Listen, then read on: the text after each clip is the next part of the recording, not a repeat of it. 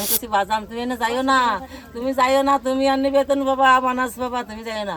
কালকে বিকেলে নতুন প্যান্ট শার্ট কিনে আমার বাবা গেছে রে।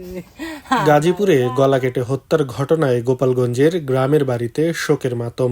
গাজীপুরের কাপাসিয়ায় এক পরিবারের 5 জনকে গলা কেটে হত্যার ঘটনায় গোপালগঞ্জে তাদের গ্রামের বাড়িতে চলছে শোকের মাতম। সব হারিয়ে দিশেহারা হয়ে পড়েছেন ফেরেজা বেগম। বিলাপ করে শুধু তিনি বলছিলেন, আমার ছেলে মেয়ে নাতি নাতনিদের মাইরে ফেলাইছে। কয় তো চাকরি ঠিক করছি, ওই যে কি যেন চাইনা কোম্পানিতে। আমি কইছি বাজাম তুমি এনে যাইও না, তুমি যাইও না, তুমি আনি বেতন বাবা বানাস বাবা, তুমি যাইও না। কয় তারা পারে কইছে কি যাবা যাই দেখি যদি পছন্দ হয় তো থাকবানি, আর না হলে চলে আসবানি।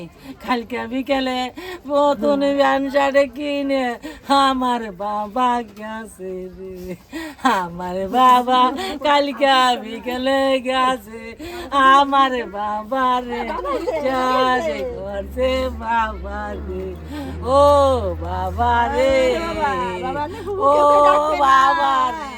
শুক্রবার রাতে গাজীপুরের কাপাসিয়া উপজেলার রাউতকোনা গ্রামে নিহত শারমিন আক্তার ও রসুল মোল্লার স্বজনদের আহাজারিতে ভারী হয়ে উঠেছে গোপালগঞ্জ সদর উপজেলার পাইকান্দি উত্তর চরপাড়ার পুরো গ্রাম। এই মেয়েরা অনেক অত্যাচার করতো, মেয়েরে নির্যাতন করতে করতে মেয়েরে ভুলভাল ওষুধ খাওয়াইয়ে মেয়েটা হলো খুব ভদ্র, মনে ভুলভাল ওষুধ খায়, মাথার যে চুল এত বড় একটা খোপা তো সব উঠে ফেলাইছে।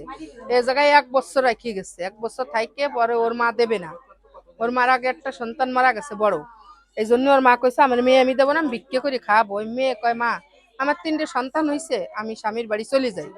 ও চলে গেছে, ওরে খুব ভালোবাসা দিচ্ছে।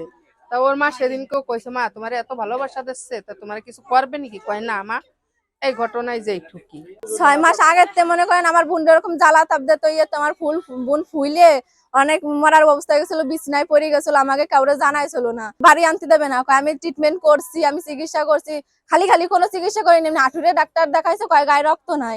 আমার ভাই গতকালকে ওই যে চাকরির জন্য নেছে, কইছে তোর জন্য চায়না কোম্পানি চাকরি ধরছি, প্রতি মাসে 20-25 হাজার টাকা বেতন উঠাতে পারবি।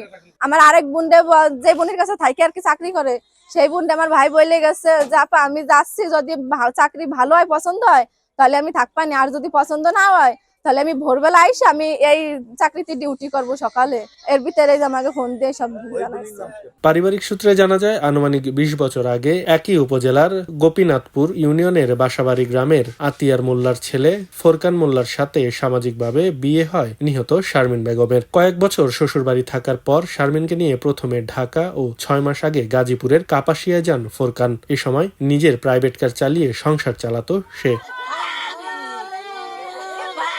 1 বছর আগে শারমিনের সাথে পারিবারিক কলহে বাবার বাড়ি চলে আসেন শারমিন আক্তার। পরে ফোরকান তার শ্বশুরবাড়ির লোকদের বুঝিয়ে তার স্ত্রী ও সন্তানকে ফিরিয়ে নেন। শুক্রবার ফোরকান মোল্লা চায়না কোম্পানিতে চাকরি দেওয়ার কথা বলে শ্যালক রসুলকে তার ভাড়া বাসায় ডেকে নেন। রসুল মোল্লা তার বড় বোন ফাতেমা বেগমের বাসায় থেকে গাজীপুরের একটি গার্মেন্টসে চাকরি করতেন।